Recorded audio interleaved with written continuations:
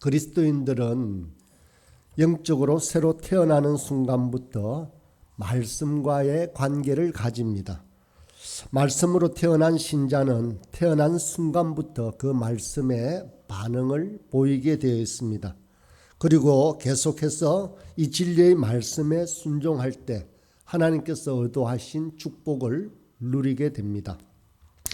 이제 축복받은 새로운 삶을 위한 기본적인 명령들이 이 야고보 사도를 통해서 우리에게 주어집니다. 그래서 19절에 사람마다 듣기는 속히 하고 말하기는 더디하고 성내기도 더디하라 라고 말합니다. 이 교훈은 얼핏 듣기에는 누구라도 따를 만한 교훈과 같습니다. 신앙이 없는 예수님을 모르는 사람이라도 수긍할 수 있을 것 같습니다. 그러나 여기서 말하는 이 진리는 모든 사람이 수용할 수 있는 진리가 아니고 또 모든 사람에게 권면하는 진리도 아닙니다.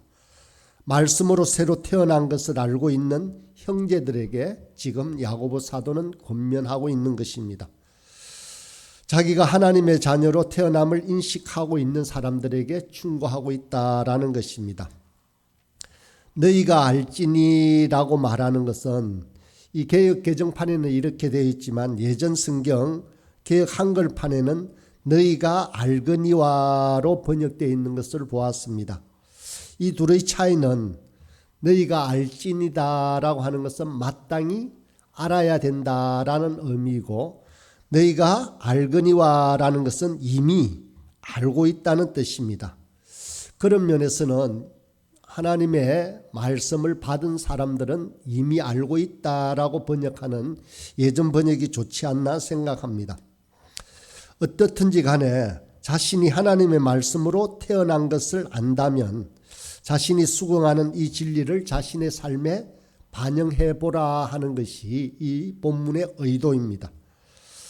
아마 야고보서를 우리가 읽을 때마다 이 야고보서가 만약에 성경에 포함되지 않았다면 참으로 조금은 추상적인 그렇게 흘러갈 수 있는 것을 야고보 사도는 일상적인 삶에서 아주 정확하게 증명하려고 그렇게 이 야고보서를 썼습니다. 특별히 남의 말을 듣고 또한 말하고 성내는 모든 사람들이 생활하는 영역으로 오늘 본문은 우리를 인도하고 있습니다. 새 생명이 태어난 증거를 이 말씀을 통해서 보여달라라고 하는 것이 야고보 사도의 의도입니다.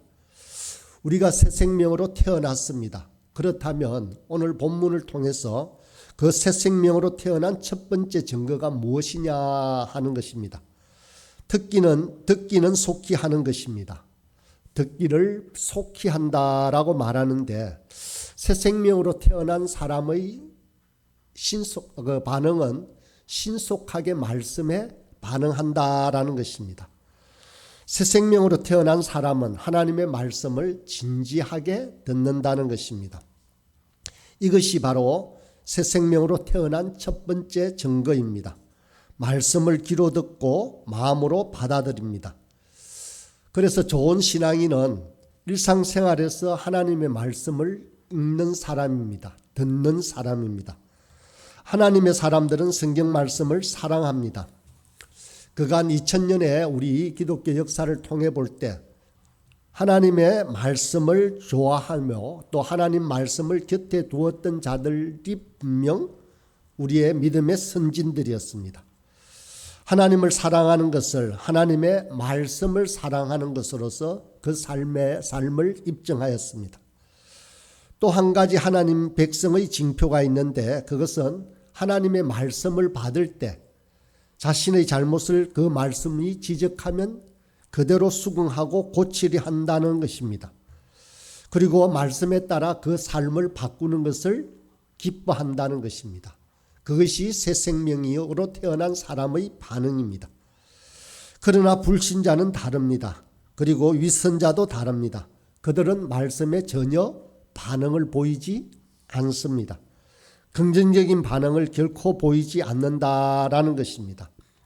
이런 사람은 새 생명으로 태어나지 않았거나 아니면 영적 건강이 심각한 상태일 것입니다. 물론 수긍하는 것처럼 고개를 끄덕이면서도 말씀이 그 삶에 전혀 반영이 되지 않는다면 소용이 없습니다. 말씀을 수긍하는 것만으로 충분하지 않습니다. 그 말씀이 우리 삶에 영향을 끼쳐 변화시켜야 하는 것입니다. 그래서 야고보 사도는 말씀을 듣는 것과 그 말씀대로 실천하는 것은 분명히 다르다라고 계속 강조하여 말씀합니다. 여러분은 시간마다 듣는 말씀에 대해서 어떤 반응을 보이고 있습니까? 주일 말씀이 그 일상생활에서 일주일간 우리에게 어떤 영향을 끼칩니까?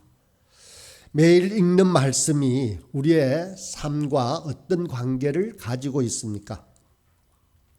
작은 반응이라도 보인다면 그 말씀에 따라 우리가 조금이라도 움직이게 된다면 우리 삶은 달라질 수밖에 없습니다. 그래서 우리 교회가 말씀과 삶 나눔 모임을 하는 것입니다. 또 작은 교회 모임을 하는 것입니다. 각자 주일날 설교를 들으면서 받았던 은혜를 나누고 그 은혜와 깨달은 말씀대로 어떻게 노력했는지를 나누는 시간이 그 나눔과 교제의 시간이어야 합니다. 진리를 깨닫고 실천할 때 감동이 배가 된다는 것을 기억해야 합니다. 베드로 사도는 새로 태어난 사람을 순전한 젖을 사모한다라고 말했습니다. 새로운 생명은 젖을 사모하도록 되어 있습니다. 새로 태어난 그리스도인 또한 마찬가지입니다. 순전한 말씀을 사모하도록 되어 있습니다. 그러므로 저와 여러분은 그리스도인으로 태어났는지 아닌지를 알기 위해서는 이 말씀에 반응하는지 아닌지를 먼저 살펴보아야 합니다. 오늘 본문에서 듣기를 속히 하라고 했습니다. 그런데 사람들은 왜 신속하게 듣지 않겠습니까? 자기가 배워야 할 사람이라는 것을 인정하지 않기 때문입니다. 그런 사람은 자신의 무지나 얕은 지식을 내뱉기를 좋아합니다. 그러면서 남의 말에 귀를 기울이지 않고 자신의 신앙생활에 자부심을 가지면서 하나님의 말씀에 귀를 기울이지 않는 것입니다. 하나님 주신 복을 받아 누리기를 소원하고 있습니다. 모두는. 그렇지만 먼저 자신이 배워야 할 사람이라는 것을 겸손히 인정해야 그 말씀이 본인의 삶 속으로 들어가게 됩니다. 가장 답답한 사람은 자기 얘기만 하려는 사람입니다. 그런 사람과 지낸다는 것은 부부관계로 만나는 것도 괴로운 것이고 친구지간으로 만나는 것도 직장 종로로 만나도 고달픈 것입니다. 자기 말만 하려는 사람은 남의 말을 들을 리가 없습니다. 하나님의 말씀에도 귀를 기울이지 않습니다. 오늘 이 야고보 사도가 주는 이 명령의 심각성은 하나님의 말씀에 대해서 듣기를 속히 하라는 데 있습니다. 이 명령은 신앙의 형제들을 위한 명령입니다. 신앙인을 향해 하나님의 말씀 듣기를 속히 하라는 것입니다. 보통 친구 간에도 서로 잘 들어야 하고 선생님의 말씀에도 귀를 기울여야 합니다. 그러나 그보다 더 중요하고 심각한 것은 하나님의 말씀에 대한 우리의 태도입니다. 자기 말만 하는 사람도 답답하지만 그보다 더 답답한 사람은 남의 이야기를 듣고 수긍하는 것 같이 보이지만 나중에 이야기를 끝내고 들어보면 그전의 생각을 그대로 가지고 있는 사람입니다. 하나님의 말씀을 읽지만 자기의 생각이 바뀌지 않는 사람이 오히려 더 답답한 사람일 수 있습니다. 안 받아들인다는 것은 자기 생각이 옳다고 고집하는 것입니다. 무의식 중에 자기 말이 옳다고 생각하기 때문에 남의 말이 심지어는 하나님의 말조차도 귀에 들어오지 않는 것입니다. 저와 여러분의 삶이 이래서는 안 되겠구나라고 인정하는 순간에는 하나님의 말씀이 그대로 귀에 들어오게 됩니다. 그냥 이래서는 안 되겠다라고는 가지고는 안 됩니다. 더 고민하고 더 솔직해야 합니다. 그러면 하나님의 말씀이 귓가를 그렇게 크게 소리치게 됩니다. 저와 여러분의 삶은 어떤 삶을 살고 있습니까? 잘 들으려고 합니까? 말씀에 집중하려고 합니까? 하나님께서 우리를 말씀으로 태어나게 하신 것은 진리의 말씀을 따라 살도록 하기 위함이라고 지난번에 보았습니다. 하나님께서는 이 피조물 중 한 첫 열매가 되기 위해서 저희에게 진리의 말씀을 선포하셨습니다. 진리의 말씀으로 태어나는 순간부터 하나님께서 저와 여러분을 그리스도인의 성숙한 모습에 이르도록 하는 것입니다.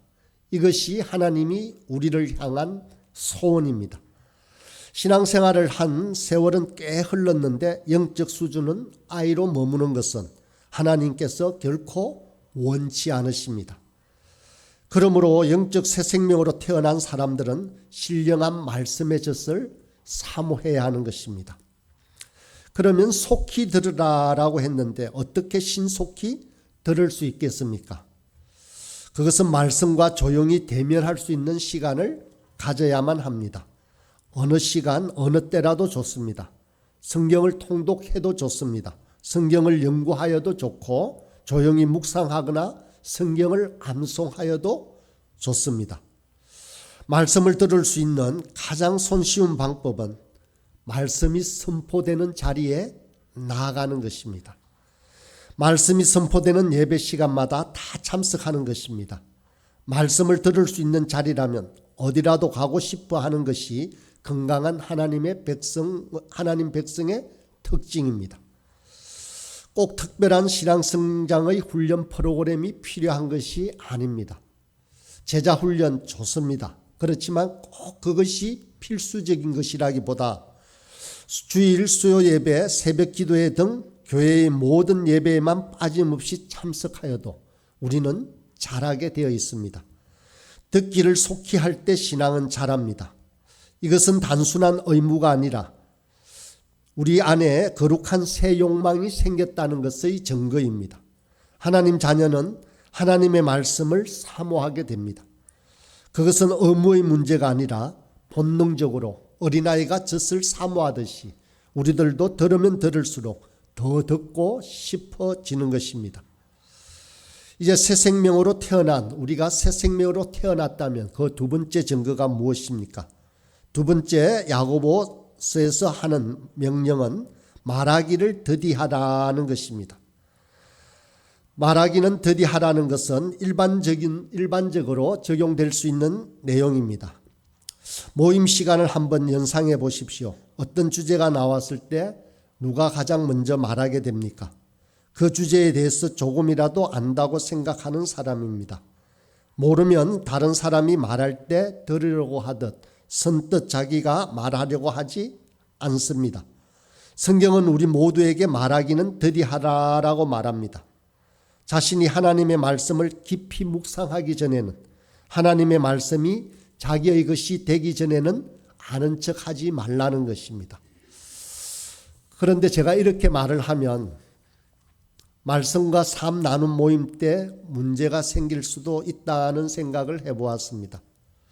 이렇게 질문했을 때 설교의 은혜를 받았습니까? 나누어 보시죠 라고 목사님이 물어보면 나는 말하기를 더디하라고 했으니 이제부터 말을 안 해야지 라고 하면 묵상 모임이 진행이 안 됩니다.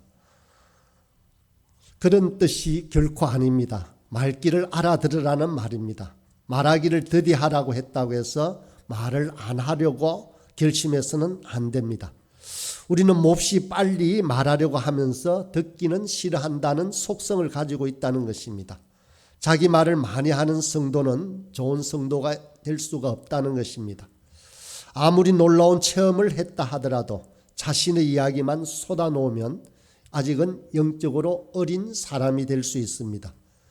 좋은 성도는 들으려고 합니다. 영적으로 성숙한 신자는 남의 말에 귀를 기울이는 사람입니다. 만나서 대화를 해보면 알게 되어 있습니다. 성숙해질수록 다른 사람을 통해서 들을 줄 아는 귀를 갖게 되는 것입니다. 이제 새 생명으로 태어난 마지막 증거는 무엇입니까? 성내기를 더디하라라고 말합니다. 우리는 왜 급히 화를 내게 되어 있습니까? 내가 생각하는 것이 옳고 좋은데 사람들이 안 들어주면 화가 납니다. 화내는 사람에게 물어보십시오. 누구나 다 자기 생각이 너무도 옳다고 말합니다. 내 생각이 별로 중요하지 않다라고 생각한다면 누가 내 얘기를 안 들어주거나 거절당할 수도 있다라고 생각할 것입니다. 그러나 자기가 생각하기에도 대단한 생각인데 거절당했다고 생각하면 자기도 모르는 사이에 화가 나는 것입니다. 화를 내는 사람에게는 그 나름대로의 이유가 분명 있습니다. 물론 의분을 터뜨려야 할 자리가 있습니다. 예수님도 정말 상을 뒤집고 의자를 던져야 할 그런 자리가 있었습니다. 하지만 사람들은 오히려 그런 자리에서는 침묵하는 경우가 있습니다. 대부분의 경우 우리가 화를 낼 때 그것은 자기 자신의 감정적인 분노에 불과합니다. 우리가 의분을 터뜨려야 할 때는 그냥 웃고 지나가고 별로 화를 낼 이유가 없을 때는 화를 내고는 합니다. 본문 20절에서는 사람이 성내는 것은 하나님의 의를 성취하지 못한다라고 합니다. 하나님의 의라는 것은 하나님의 기대치입니다. 하나님이 바라시는 그 뜻을 이룰 수 없다라는 것입니다. 많은 관계가 화로 말미암아 한순간에 무너지는 것을 볼 수 있습니다. 아이들에게도 마찬가지입니다. 아이들이 부모에게 순종하는 것이 하나님이 바라는 것입니다. 그러나 화를 안 내면 말을 안 듣는다라고 해서 아이들을 향해 고함치면서 계속 분을 드러낸다면 하나님의 의를 이루는데 실패하는 것이 됩니다. 우리는 왜 화를 내게 됩니까? 그것은 말씀의 지배를 받지 않기 때문입니다. 말씀의 지배를 받지 않으니까 아주 사소한 것에서도 화가 납니다. 하나님의 말씀에 귀를 기울이는 그 시간이 우리로 하여금 다른 사람에게도 귀를 기울일 수 있도록 변화를 시킵니다. 남의 이야기를 들을 수 있는 여유를 갖게 해줍니다. 여러분 기억합시다. 저도 화를 냅니다. 그러나 화가 나는 그때만 잘 넘기면 다른 이의 입장에서 생각해 보게 되고 문제가 훨씬 쉽게 풀어지는 방법을 찾을 수 있습니다. 그러나 화를 내고 나면 서로에게 얼마나 큰 상처를 남기는지 모릅니다. 오직 조용하고 온유한 마음만이 경건함을 낳는다는 사실을 우리 경험을 통해서 잘 알 수 있습니다. 분노나 흥분이 아닌 인내야말로 인간 마음 속에서 하나님이 역사하시는 하나님 활동의 증거가 됩니다. 여러분 우리 꼭 기억합시다. 정말로 이루어야 할 좋은 목표는 화내는 방법을 통해서 결코 이루어지지는 않습니다. 사람의 성내는 것이 하나님의 의를 이루지 못하는 것을 기억하며 반성하는 저와 여러분의 삶이 되기를 이 아침에도 간절히 소원합니다.